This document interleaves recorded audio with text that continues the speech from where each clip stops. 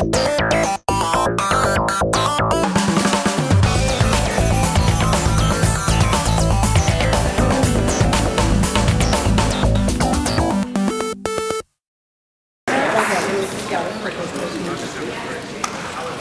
welcome Director Joe Russo.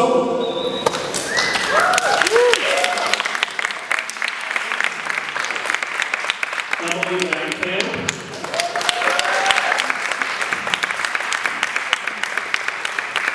Anthony Mackey.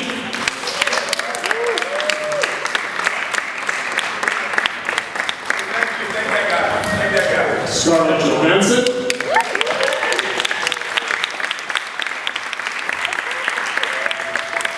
Chris Evans.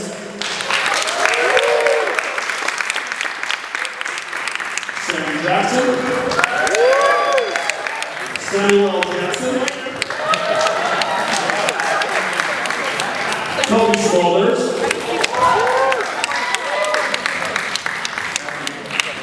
Frank Grillo. Sebastian Stan. And Director Anthony Russo.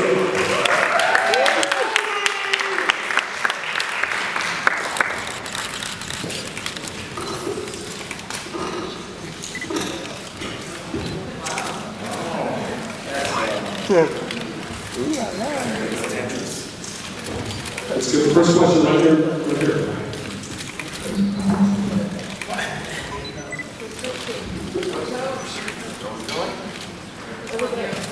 Somebody has to have a question. I have a question over you guys.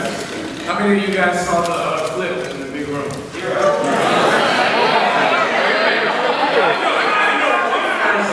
He's never been here before. Yeah, I've never been here, so I'm like, yay.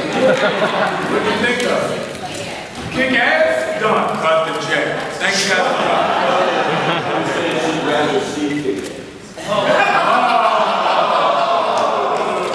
Hey guys, Mark Walters. Mark Walters is a big fan of what thanks for coming to Comic-Con, and I know this is not the first time for some of you, but great to have you here. Can you tell us like how this Captain America film sets itself apart from the first Captain America film, and especially with the experiences of the Avengers leading into it, what sort of things we're going to see that maybe the audience may not be expecting? That's on the talking point of business. You know, I think the movie is very different in tone from the first film. The first film sort of a wonderful love letter to the origin of Cap and the time period. Cap is now in the modern world. The movie is a political thriller. In order to be germane to that tone, you know, a lot of the movie is modern and it's edgy and sort of aggressive as it could be.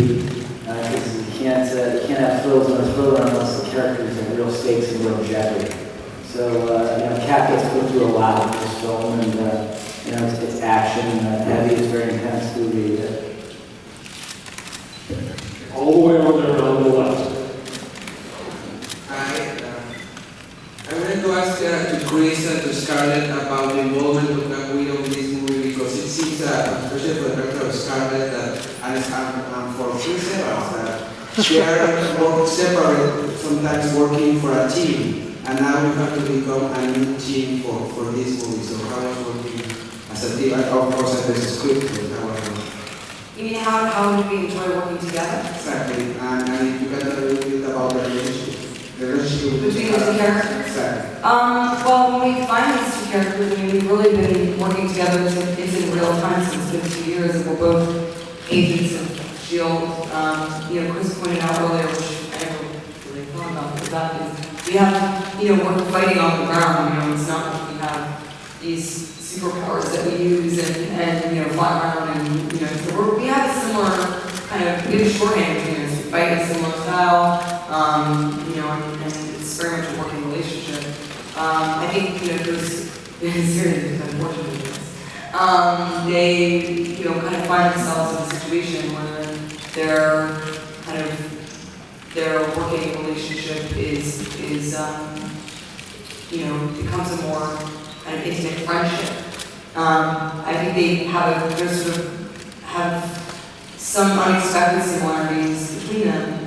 You know, they have their guard up, they have trust issues, and they also have both been working for, the man for, their entire career, professional career. So they really, this is through this kind of unexpected friendship that forms, or starting to question kind of what they want, and kind of start to kind of question their own identity. So it's kind of complex relationship that forms between them. And I couldn't stand working with In the center of the We've been together for 10 years. It's our fourth movie together, so We go back. Right here in the middle. Hi, how you doing? Dan Eby from the Cinema Source. Question for Chris. I was wondering if you could talk about Captain America is really the only remaining wholesome apple pie all-American superhero. I mean, we just saw Superman grunting and screaming his way through a movie because he has to be all angst-ridden, but Captain gets to be the classic hero. Could you talk a little bit about that? Sure. I mean, that's, to be, candid, that's kind of the hurdle with Captain America, is that his nature is to put himself last. His nature is to, take everyone else's conflict and put it on the back, and as a result, it makes it difficult to find an interesting film, because most complex characters have flaws, and Cap's, his name's Boy Scouts. I think what's good about this movie is that, the first Captain America film was about giving him the opportunity to serve, the opportunity to be a soldier. And in Avengers, you have so many other characters, establishments, relationships, so you can't be about too deeply in any individual character. In this movie, it's about showing Cap now given the opportunity to serve, given the ability to give of himself. The question now becomes, well, what's right? I think he's so determined to be, do what's right. The conflict with at least modern society as opposed to the 40s is what is right? I think in the 40s it was very easy to say, well, Nazis are bad. You can all agree on that. Today, it's a little bit harder to know, well, who am I serving? And with my technology and the access, and this is pretty relevant today for all of us. Where's the line? What are we willing to compromise in terms of civil liberties to ensure security? And I think that's where it gets blurry for Cap. Well, what's the right thing to do? And I think that makes it an interesting conflict for him, because it's not about just doing the right thing. It's what is the right thing? And I think we actually get to explore Cap struggling, because it's not black and white, it's gray. And I think that's where his relationship with Black Widow comes to fruition. That was a weird time. The relationship with Black Widow is interesting because she's someone who's always had the ability to compromise from morals and Cap, go black and white. And I think as a result, I can't say too much, but something happens. Just gotta check with whistleblower.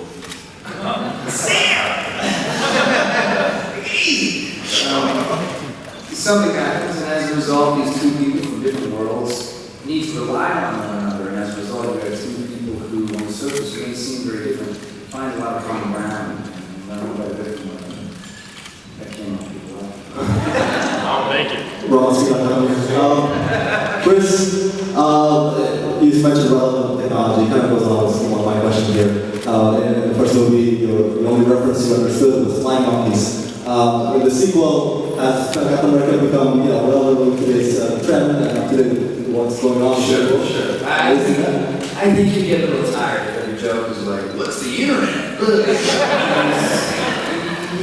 He gets it. I mean, that's the problem is he doesn't sling jokes. He's not sarcastic, so it's hard to find humor unless the humor is self-deprecating. But you can't keep playing that one note.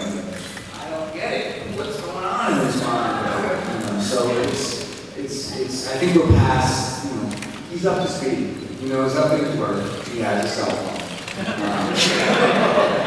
So we're not just hitting that one note. We're trying to find humor in other places. Thanks to Matt. He's really good. He's funny guy. I disagree. Right here in front. My question's for Sebastian. I was wanting to ask you about the return of your character in this universe and what kind of hurdles and issues led to where he is now, and how you came back to this role. Well, I mean, in a sense, he's very similar to Steve Rogers, that he's another lost man in this new world. So, you know, as we know, the journey for him is that he's just discovering God, his own identity, and sort of his role in this new world in his own way. So, for me, it was just sort of how was I going to tie that to what you've already seen in the first film, and still recognize the same person. That can be anything. To the center. This question is for Chris. Could you explain a little bit about the difficulties of trying to play Captain America for the third time, if there were any? Or what were your challenges? Difficult. I think the difficulties are just about trying to meet the bar which Marvel has set. You know, it's, we have all these fantastic movies with fantastic people. Every time Marvel releases a movie, it's better than the last one. And you know, you just want to make sure you're not the weak link in the chain, I suppose. You know, you have all these really talented people coming together, and you just want to make sure you can be a part of it. But you're trying to get as many as you can as fast as you can. Very popular role, but very different than being around a superhero. And what do you feel? How do you feel about the transition from those roles, where from shy to powerful, but now around superheroes? How do you feel, and what was the preparation and transition? You know, I think it depends on the character, but I think people have a certain idea of everything and what I want to be playing, but I think they'll be surprised at how we introduce this character, and you know, compared to other things that I've done, I'll be doing a little bit different to this. It's certainly a challenging experience, an exciting experience. I've written it already. Check it out. How much is it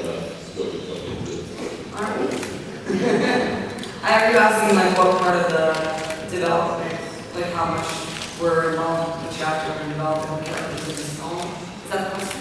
No. In this film or in this film? The first film? The first cap or the first cap? First cap. This one got two. You guys aren't in the first cap. I still on the last day of shooting, isn't it? I was there for like 3 hours. You can get the DVD, it's pretty good.